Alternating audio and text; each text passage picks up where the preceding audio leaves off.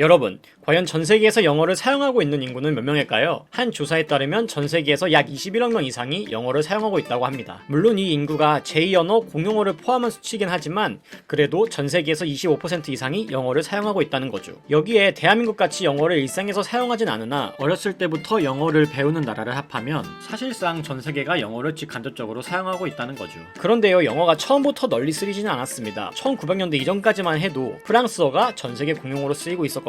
그렇다면 영어는 어떻게 전 세계적으로 퍼져나갔고 전파가 되었을까요? 지금부터 AY 스토리와 함께 알아보도록 하죠. 사실 영어가 퍼져나간 기틀을 잡은 건 미국이 아닙니다. 바로 미국 이전 유일무이한 강대국으로 군림하였던 대영제국이 영어를 전 세계에 뿌리내리는 데에 기여하였습니다. 우선 대영제국은요, 인류 역사상 처음으로 5대양 6대주에 걸쳐 영향력을 행사했던 강대국이라고 불립니다. 최전성기에는 전 세계 육지의 25%, 전 세계 인구의 6분의 1이 대영제국 영향력 안에 있었습니다. 해가 지지 않는 나라라고 하면 영국을 떠올리는 것도 바로 이 시기에 생긴 말입니다. 대영제국이 전 세계에 걸쳐 식민 지배를 하자 자연스레 영어가 퍼져나가게 되었습니다. 영국에서 시작된 언어인 영어가 현재 멀리 떨어진 필리핀, 인도 등 아시아에도 널리 사용되고 있는 걸 보면 당시 대영제국의 영향력이 어느 정도였는지 짐작할 수 있죠.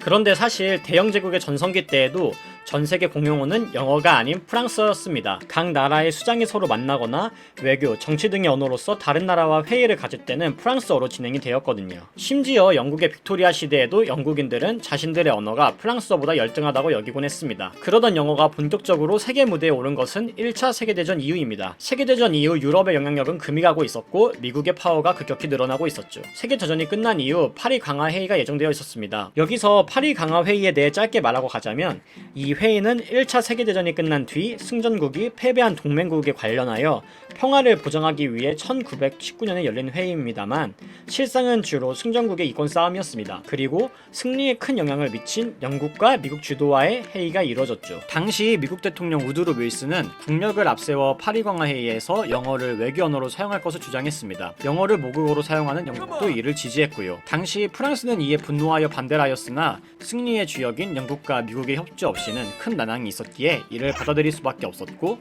이때 영어가 최초로 외교 문서에도 쓰이게 됩니다. 그리고 이때까지만 해도 학술 영어로는 사실 독일어가 지배하고 있었는데요. 이후 벌어진 제2차 세계대전에서 아인슈타인 등 많은 학자들이 미국, 영국으로 피신하자 자연스레 학술 영어 역시 독일어에서 영어로 대체되게 됩니다.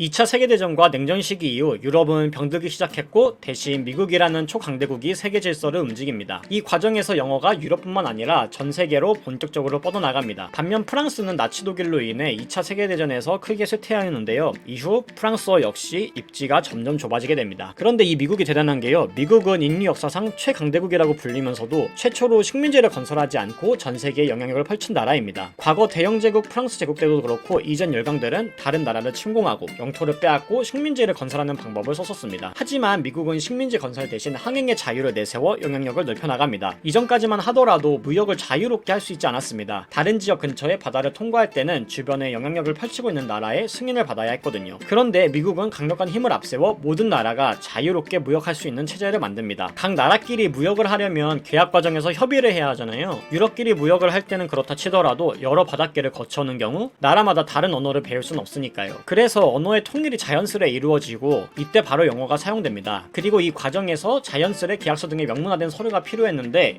여기에도 역시 영어가 쓰이게 되죠. 이후 20세기 후반부터 정보와 기술이 폭발적으로 성장합니다. 이는 대중매체 확산으로 이어지고 결국 문화 산업의 비약적인 발전으로 이어졌죠. 그리고 이 과정에서 미국의 헐리우드 영화, 음악, TV 프로그램, 디즈니 등이 전 세계적인 인기를 끌었고 이런 콘텐츠를 보면서 자연스레 영어의 지위는 오늘날까지도 더 확고해지게 됩니다. 이 과정이 비주류였던 영어가 전 세계에 뿌리를 내릴 수 있었던 이유입니다. 오늘의 이야기는 여기까지입니다. 이상 AI 스토리였습니다.